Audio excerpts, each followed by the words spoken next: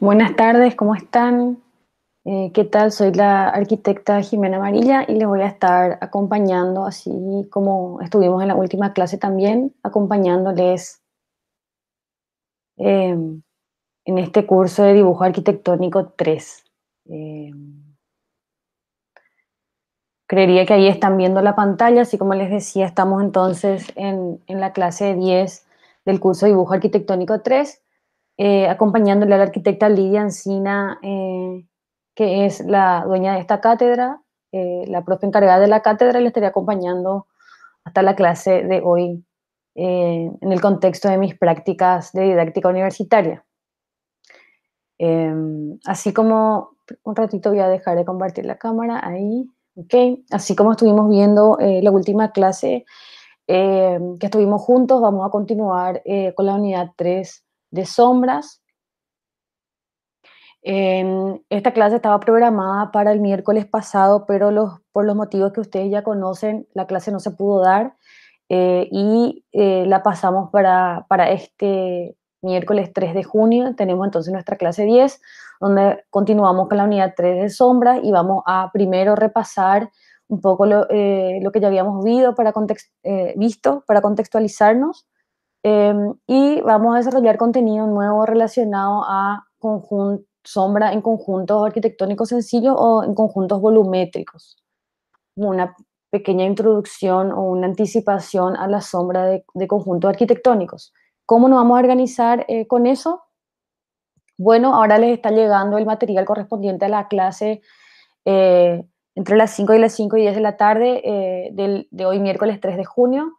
La idea es que puedan ver este video más o menos hasta las 6 de la tarde y que puedan repasar lo que vimos en la clase anterior y ver lo nuevo de esta clase, para que luego entre las 6 y las 6 y media puedan empezar a resolver estos dos ejercicios que vamos a ver ahora, y luego encontrarnos a las 7 de la tarde hasta las 7:40, así como la clase pasada, para ver dudas respecto a estos ejercicios y comentar cuestiones referidas a la clase. Entonces, estos ejercicios tienen tiempo de entregar hasta esta medianoche, eh,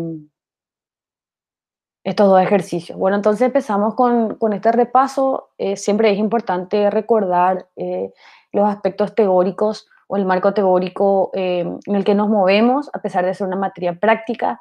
La importancia de trazar sombras es enriquecer la información acerca de las características tridimensionales del objeto que se representa. Entonces veíamos que a través de la graficación de las sombras podemos tener un mejor entendimiento del objeto que estamos graficando, y que existen distintos elementos en este sistema de trazado de sombras, como el foco luminoso, el rayo luminoso, la línea separatriz, los tipos de cuerpo también que generan la sombra, los rayos de sombra y las sombras propias y arrojadas.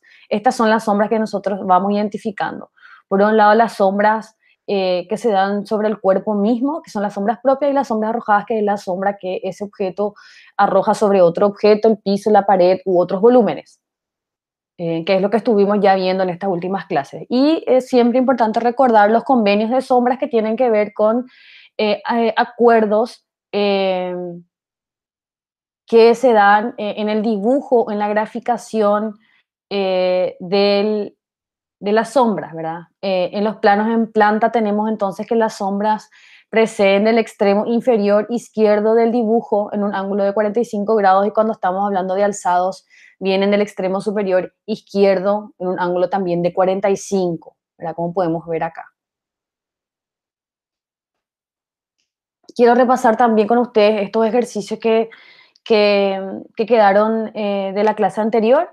Este ejercicio ya lo vimos, que era la sombra de un cilindro que estaba apoyado en el plano de proyección horizontal con esos datos de centro y con un radio de 3. Entonces, este ejercicio ya lo desarrollamos en la clase pasada, que es sencillo, simplemente trazar la sombra del centro, ¿sí?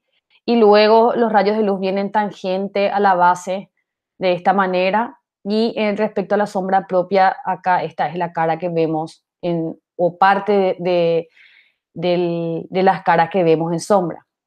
Este es el siguiente ejercicio, en este caso también un cilindro apoyado en el plano de proyección horizontal con otros datos. En este caso el cilindro ya está más cerca podemos decir de el plano de proyección vertical y el horizontal, ¿verdad? Si se pueden dar cuenta, la diferencia es solamente de posicionamiento.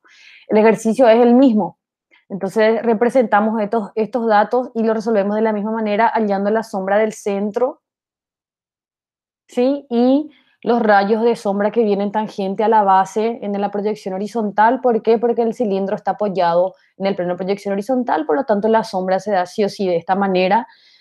Y aquí entonces se encuentra con la sombra de la base superior, que en este caso, al ser paralela al piso o ser paralela al plano de proyección horizontal, tiene la misma dimensión. Por eso es que solamente hallamos la sombra del centro y con eso ya podemos determinar. En este caso, la sombra propia se da aquí de esta forma. Acá tenemos otra situación, en este caso el cilindro no está apoyado en ningún plano de proyección, entonces nos dan los datos de la base superior y de la base inferior. Tenemos entonces la base superior con un centro en la posición 0, 4 de alejamiento y 6 de cota, por lo tanto C2 se encuentra aquí y aquí C1, y la base inferior también en la posición 0, ¿por qué? Porque es un cilindro recto, tiene un alejamiento de 4, es decir, el centro de la base superior y de la base inferior están coincidentes, es decir, la proyección horizontal de ambos puntos están coincidentes, C1 con C1, y la cota de la base, del círculo de la base, tiene un alejamiento, una cota de 2, por lo tanto se ubica en esta posición. ¿Qué quiere decir eso? Que en la proyección horizontal vemos de esta forma el cilindro recto y en la proyección vertical vemos aquí la línea de tierra, es decir, acá está el piso, vemos cómo está separado del piso este cilindro y aquí vemos el cilindro en su base inferior y su base superior. Entonces lo que hacemos ahora es hallar las sombras. ¿Qué sucede aquí a diferencia de este caso? ¿Sí? Aquí lo que sucede, lo que podemos ver es que como el cilindro no está apoyado en la base, tenemos que hallar tanto la sombra de la base inferior como la sombra de la base superior. En el caso anterior solamente hallábamos la sombra de la base superior porque la inferior estaba tocando el piso, por lo tanto la sombra partía del piso. Este no es el caso, entonces tenemos que hallar la sombra de la base inferior y de la base superior. Entonces lo que hacemos primero, vamos a hallar la sombra de la base inferior, hallamos la sombra del centro, entonces aquí C2 hasta la línea de tierra, C1 hasta que se encuentran, aquí estaría entonces la sombra del centro. Luego lo que hacemos es dibujar con este centro, dibujar un círculo que tenga 3 de radio de la misma forma que la base inferior. ¿Por qué? Porque la base inferior está paralela al piso, por lo tanto la sombra de la base inferior va a tener la misma dimensión en el plano de proyección horizontal, es decir, aquí, con este centro, acá no se ve la sombra porque está debajo. Aquí tendríamos que marcar voy a ver si puedo dibujar, creo que sí.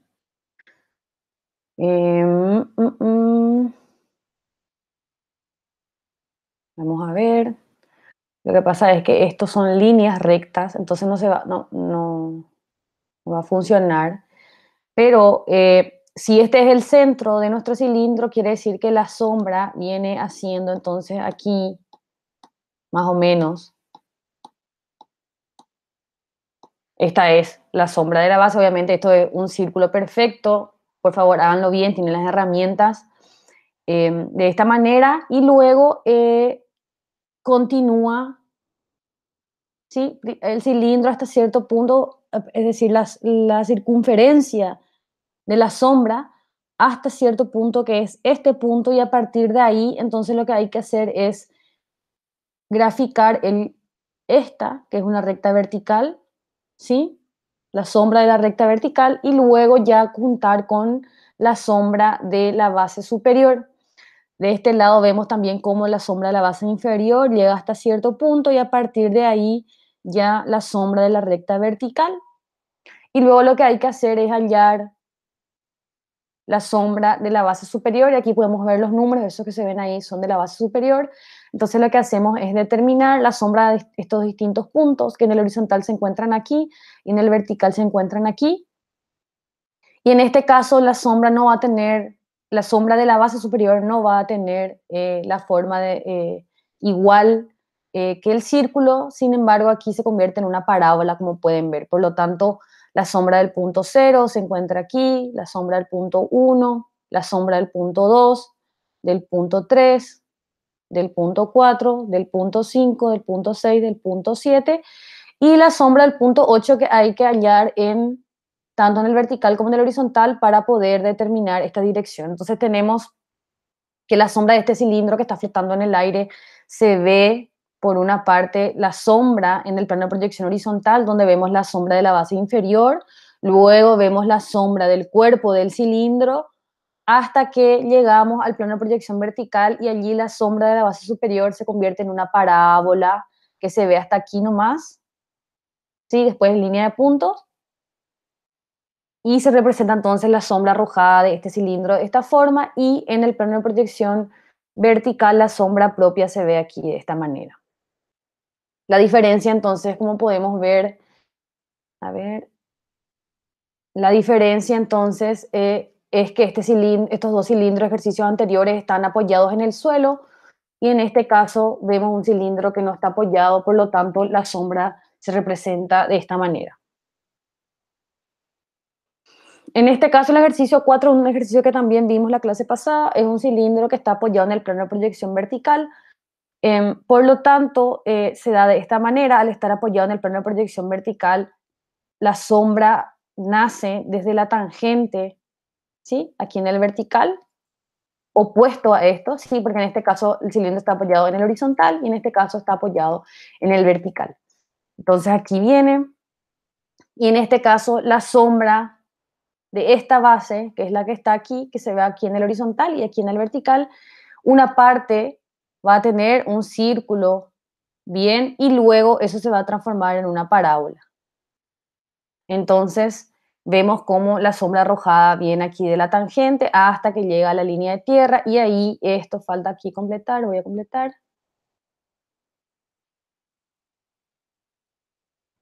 Hay que seguir hallando los otros puntos para determinar cómo se va cerrando esta parábola, ¿sí? Entonces, se representa aquí, en este caso es el caso opuesto, ¿verdad? Y esta es la sombra arrojada, y tenemos aquí entonces la sombra propia que se ve en la proyección horizontal del cilindro. En el siguiente ejercicio, en el ejercicio 5,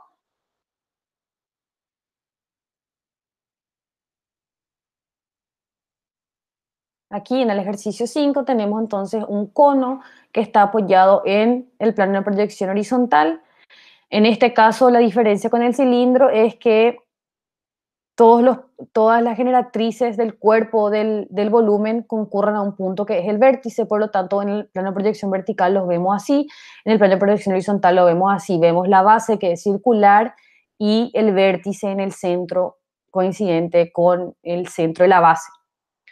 Representamos a través de estos datos, y en este caso es aún más sencillo, simplemente hallando la sombra del vértice. En este caso la sombra del vértice se da en el horizontal. Directamente podemos unir entonces tangente a la base hasta la sombra del vértice. Este ejercicio también lo vimos en la clase pasada.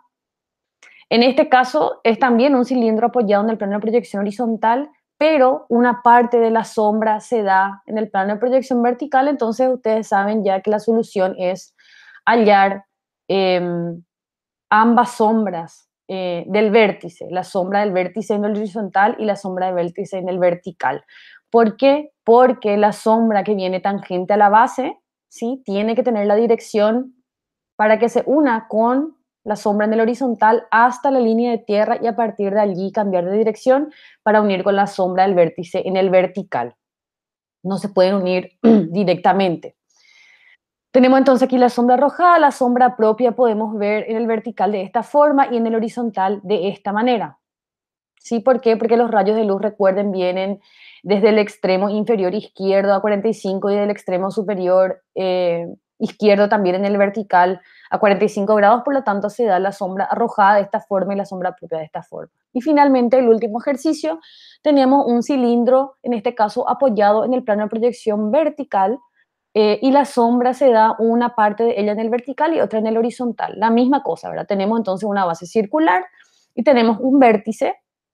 Así quedaría representado el cono en el plano de proyección vertical. Veríamos la base circular y el centro coincidente con el vértice, y luego en el plano de proyección horizontal veríamos así el cono en esta posición. Tenemos que hallar entonces fácilmente la sombra del vértice. En este caso también pasa la sombra de un plano a otro plano, por lo tanto hay que hallar la sombra del vértice en ambos planos. Aquí estaría la sombra del vértice en el horizontal y aquí estaría la sombra del vértice en el vertical. Y lo que hacemos entonces es, vienen los rayos de luz tangente a la base, en este caso en el plano de proyección vertical, tangente a la base, y a partir de allí se unen con la sombra del vértice en el vertical hasta la línea de tierra, y a partir de allí cambia de dirección y se une con la sombra del vertical en el horizontal, del vértice en el horizontal, perdón. Entonces se representa de esta forma la sombra arrojada y la sombra propia. Entonces lo mismo si la luz viene de arriba, de izquierda a derecha, se daría, esta es la sombra propia, en el vertical, y en el horizontal sería este extremo, que es esto que veríamos allí con sombra. Con eso terminaríamos entonces el repaso de la clase pasada y podemos empezar entonces con el contenido de la clase de hoy, ¿verdad? El objetivo que tenemos con la clase de hoy, con esto que se titula un poco Sombra en conjuntos arquitectónicos sencillos, pero más que nada en la práctica lo que vamos a hacer es sombra de conjuntos volumétricos, ¿sí? Pero la idea es hablar un poco desde la perspectiva de los conjuntos arquitectónicos, ¿verdad? Y para eso el objetivo de esta clase es que podamos conocer los procedimientos para determinar la sombra en conjuntos volumétricos y en conjuntos arquitectónicos sencillos, también con el objetivo de que puedan representar la sombra de volúmenes aplicados a gráficos bidimensionales, y que finalmente ustedes puedan consolidar actitudes y desarrollar habilidades respecto al análisis del lenguaje gráfico en 2 dimensiones. Eso entonces vendrían a ser los objetivos de la clase de hoy.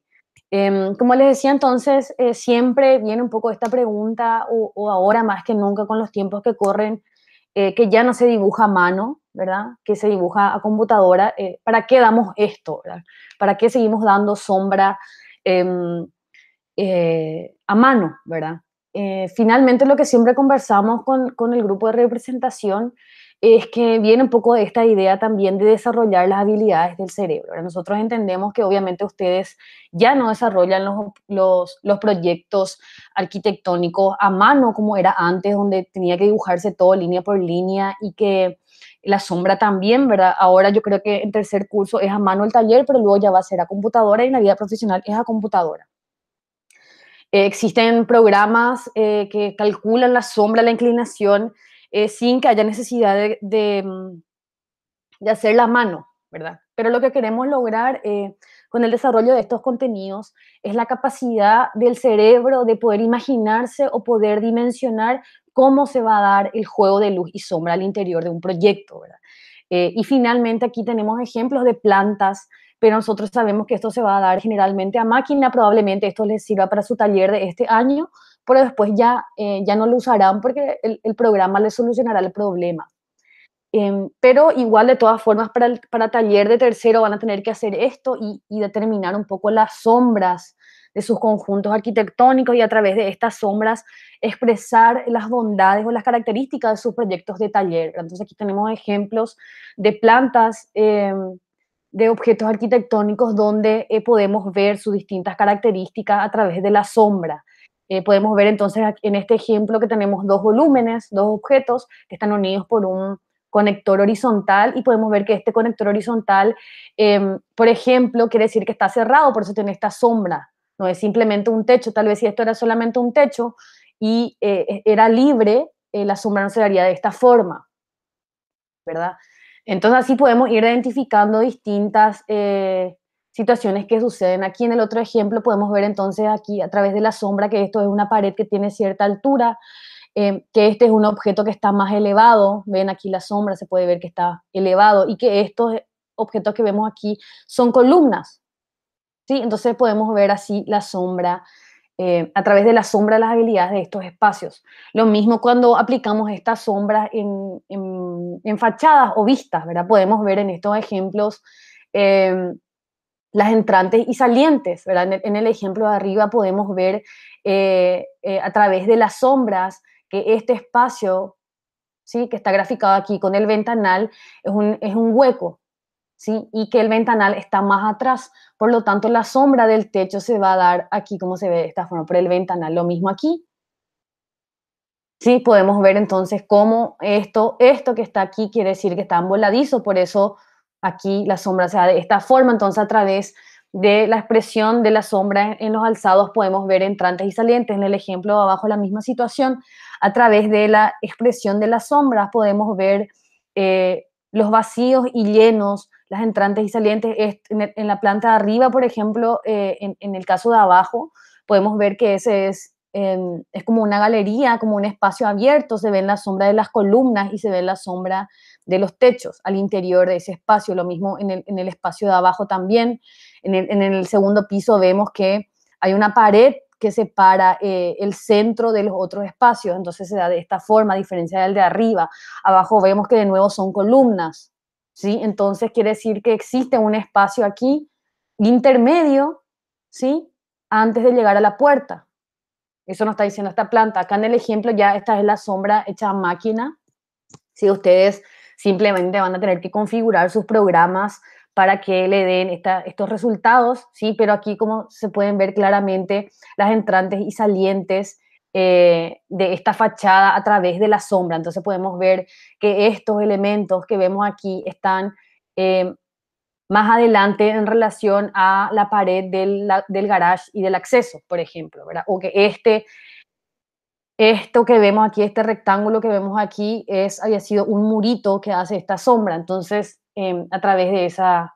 La idea entonces es que ciertamente no utilizarán más estos gráficos a mano como se hacía antes, pero la idea es que podamos empezar a imaginar durante el desarrollo del proyecto arquitectónico este tipo de situaciones, ¿verdad? Cómo afecta la luz y la sombra en ese espacio que yo estoy diseñando. Entonces la idea del dibujo arquitectónico 3 respectivo a sombra en esta parte lo que busca es que ustedes puedan empezar a desarrollar esa parte de su imaginación y eso va a sumar a todo el conocimiento que ustedes ya están teniendo en geometría descriptiva 1, geometría descriptiva 2, dibujo 1, dibujo 2 y dibujo arquitectónico 3, ¿verdad? Esto es como el cierre de ese proceso que venimos dando desde el año pasado. Entonces la idea es que durante el desarrollo de sus proyectos arquitectónicos ustedes puedan ya imaginarse también la influencia de la luz y de la sombra a través de estos ejercicios que vamos dando, ¿verdad? Eh, Como pueden verse en estos ejemplos, cómo el juego de luz y sombra, en este caso en la fachada, en el ejemplo anterior, cómo juega este panel que está separado de la pared a través de la sombra que pueda provocar. Lo mismo en el ejemplo de abajo, cómo a través de este gran parasol, este gran techo, se juega con el tamiz de la luz que va entrando en distintas intensidades, o en estos espacios interiores, como pueden ver ahí, cómo a través de estas rajas de luz en los techos o en las paredes podemos provocar distintas sensaciones en los interiores arquitectónicos, que muchas veces esto se nos pierde en el diseño, ¿verdad? Como en el papel, el momento de hacer la planta, de generar la idea, no está la luz, ¿verdad? La idea es que podamos tenerlo presente también como un elemento arquitectónico que puede jugar en el diseño, ¿verdad? A favor del diseño arquitectónico. Entonces vemos aquí otros ejemplos. ¿Cómo podemos aplicar esto, por ejemplo, en pasillos, en conectores horizontales, o en el ejemplo de la derecha hacia arriba, cómo también a través de la luz y de la sombra y su relación con el espacio interior podemos provocar sensaciones, simbolismos, significados, ¿verdad? Aquí tenemos una universidad en Perú donde a través de este gran techo que es la universidad en su... planta baja se desarrolla toda una vida de encuentro social y cómo la luz y la sombra, esta luz del atardecer eh, va llegando, porque también, como ustedes saben, es diferente la intensidad y la luz del sol en el paso de las horas, ¿verdad? Nosotros en geometría descriptiva decimos que para una convención, como repasamos al comienzo, vienen a 45 grados. Eh, los rayos, sí, pero nosotros sabemos que durante el día los rayos van cambiando porque nos vamos moviendo, el planeta se va moviendo, ¿verdad? Entonces, Aquí el juego especial tiene que ver con el atardecer y con esa luz dorada que llega en ciertos horarios, ¿verdad? Y les traigo este ejemplo que me gustó mucho, lo conocí el año pasado en la Bienal, no sé si ustedes tuvieron la oportunidad de ir, y si no, les traigo este ejemplo. Esta es una iglesia en La Pampa, Argentina, como pueden ver ahí, donde no tenían electricidad, no hay electricidad, no hay agua potable, está como en el medio del campo, y el desafío era construir allí una capilla, ¿verdad? Entonces, eh, como pueden ver, el contexto, esa mimetización un poco con el entorno y por sobre todo el uso de los materiales, de estos ladrillos que se pierden un poco entre, entre este bosque, mini bosque que está ahí. Y la decisión del arquitecto es jugar un poco con esta materialidad eh, de los ladrillos y también con la luz y con la sombra, ¿verdad? Entonces aquí les quiero mostrar un video sobre esto. Sí, aquí les voy a dejar también el link para que lo puedan ver. Esta es la Capilla San Bernardo del arquitecto Nicolás Campodónico. Entonces aquí les voy a dejar esto para que lean ustedes cuando tengan tiempo. Les quiero mostrar el video porque me parece eh, relevante. ¿Sí? Bueno, entonces esta es la Capilla San Bernardo, que está ubicada en la zona rural de la Playosa, en Córdoba, Argentina. Está ubicada en la llanura pampeana, al este de la provincia de Córdoba. La Capilla de San Bernardo, patrono del lugar, se erige en un pequeño monte de árboles, originariamente ocupado por una casa rural y sus corrales, ambos desmantelados para reutilizar sus materiales, fundamentalmente sus ladrillos centenarios. El sitio no cuenta con energía eléctrica, ni agua corriente, ni ningún tipo de servicio. La naturaleza impone sus condiciones. Entonces, esa es la descripción del sitio. En el límite entre la arboleda y el campo abierto, el volumen de la capilla se abre en dirección opuesta al sol, captando la luz natural del atardecer en el espacio interior. Entonces ahí en esa frase podemos ver un poco la intención del arquitecto respecto a la luz en la ubicación misma del proyecto, ¿verdad? Por fuera de este, un plano vertical y el otro horizontal se disponen por separado y son proyectados hacia el interior. Como resultado, todos los días durante el año, la sombra de los maderos se desliza por el interior curvo de la capilla, culminando sus recorridos superpuestos unos al otro. Hoy sabemos que Jesucristo solo cargaba con el palo transversal sobre su espalda en su camino al Gálgota. Hace una referencia aquí porque como él tiene que construir la capilla, yo escuché su explicación en la Bienal, como les digo, yo estuve en la explicación de esta obra. Y decía el arquitecto de que cuando, porque esta es una obra para su padre, para su papá, que él no era tan católico en ese momento, ¿verdad? Pero obviamente todo arquitecto o arquitecta algún día quiere construir una capilla, por lo que significa, ¿verdad? A pesar de no ser católico, de no profesar la religión. Entonces lo que hace es él empezar a investigar el tema de la cruz y lo que significa la cruz, ¿verdad? Y en esa investigación que él hace, va descubriendo que la teología ya ha determinado de que Jesucristo en este Vía Crucis que él hace para llegar al lugar de su crucifixión, no cargaba con la cruz, sino que cargaba solamente con el palo transversal. Eh, bueno, entonces conceptualmente la crucifixión se concreta con la reunión de ambos maderos para formar la cruz, ¿verdad? Entonces, había sido que en ese momento histórico las crucifixiones se hacían de esa forma, ¿verdad? La persona que iba a ser crucificada llevaba el palo horizontal, el palo transversal, y el palo vertical que conforma la cruz ya estaba en el lugar de la crucifixión enterrado, ¿verdad? Entonces, la idea conceptual de este proyecto es que diariamente las sombras de los palos recorren por separado el camino necesario, tal como lo fue en el Via Crucis, para finalmente encontrarse en conformar la cruz, ya no simbólica, sino una cruz ritual, donde la pasión vuelve a ocurrir cada día a partir del sol, comprometiendo una dimensión cósmica. Sí, esa es la explicación un poco conceptual de dónde nace esta idea que vamos a ver ahora, cómo se plasma. Bueno, entonces tenemos el interior de la capilla. El arquitecto entonces contaba que la idea es que a medida que avanza el día, estos dos maderos que se van a ir viendo ahí, que están por separado, ¿sí? Se van a ir juntando para conformar la cruz a medida que pasa el día. Se dieron cuenta ellos de que esto solamente se podía dar en una pared curva, ¿sí? Porque nosotros sabemos, por los ejemplos que estuvimos dando, que si la sombra se encuentra con el plano de proyección vertical y el horizontal de manera perpendicular, cambia la sombra, ¿verdad? Entonces, a través del estudio de la sombra, el arquitecto pudo lograr este efecto, ¿verdad? Entender de que necesitaba una pared curva al interior donde se refleje la sombra y que estos dos maderos, al estar ubicados en cierta posición por separado, como pueden ver, eh, a ver, como pueden ver ahí, sí, se dan cuenta de que son dos maderos separados. A medida que pasa la tarde y se mueve el sol, la idea es ir formando entonces la cruz al interior de la iglesia. Pero entonces, la idea de esta obra, la intención de traerla a la clase era un poco ver cómo a través del estudio de las sombras, bueno, está Nicolás Campodónico, el arquitecto, yo les dejo esto para que ustedes lo puedan seguir investigando, ¿verdad? Pero la idea de esto, traerlo a esta clase, era justamente ver cómo la sombra o el estudio de la luz y de la sombra nos puede servir para las bondades del proyecto arquitectónico, ¿verdad? La idea es... Eh, como les digo, tal vez la arquitectura ya no se diseña como antes y ustedes no tienen que determinar la sombra a mano, pero la idea es que puedan desarrollar este ejercicio en su cerebro para poder llegar a estas soluciones o a estas propuestas. Ok, entonces vamos ya directo con los ejercicios. Continuamos con la misma lógica que veníamos haciendo, pero en este caso ya estamos hablando de volúmenes superpuestos que la idea es que podamos desarrollar o imaginarnos de que son conjuntos arquitectónicos simples, ¿verdad? Entonces tenemos aquí abajo en la proyección horizontal cómo se da este conjunto y aquí en la proyección vertical tenemos una base que es esta en la proyección vertical, ¿sí?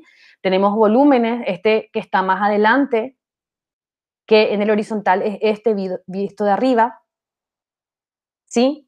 Y atrás de este hay otro volumen que en el vertical podemos ver que es más alto que este, que está más adelante. Entonces tenemos este volumen que está más adelante, que es más bajo, y tenemos un volumen, otro volumen rectangular que está atrás de él, que es más alto.